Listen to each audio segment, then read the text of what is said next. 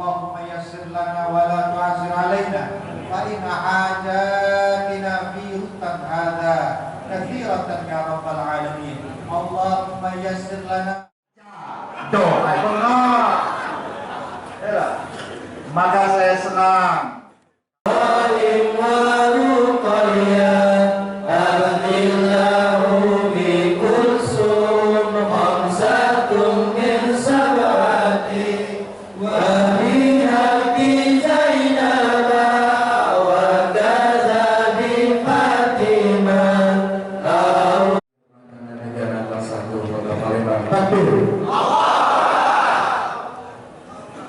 Siapa yang tidak bisa Muhammad Sallallahu Alaihi Wasallam beserta keluarga, sahabat, dan insya Allah kita pengikutnya yang tetap istiqomah hingga akhir zaman.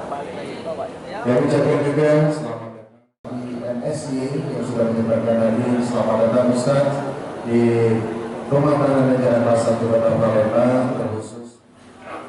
Bukan mudah, berat. Kalau bukan punya semangat dan bersihnya hati, mana mungkin bisa hafal Quran.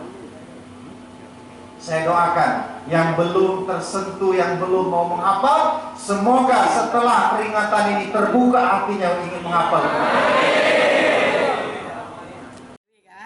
Jadi memang Allah punya cara untuk menyadarkan mereka. Kita kan nggak nyangka bahwa mereka penghafal Al-Quran.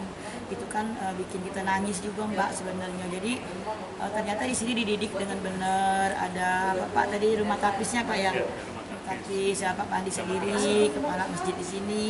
Jadi untuk kawan-kawan yang lain atau donatur-donatur yang lain boleh bergabung sama Bunda. Kita support kawan-kawan kita di sini. Jadi Bunda sebagai UMKM, mereka nanti bebas bisa ke Bunda, bisa kerjasama.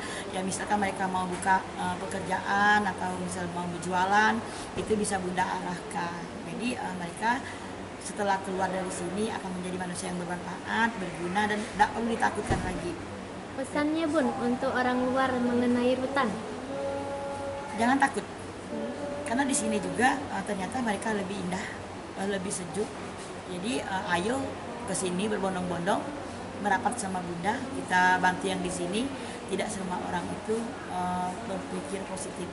Jadi dari sekarang mulai berpikir positif, dimanapun berada tetap saudara kita, satu iman, satu akidah.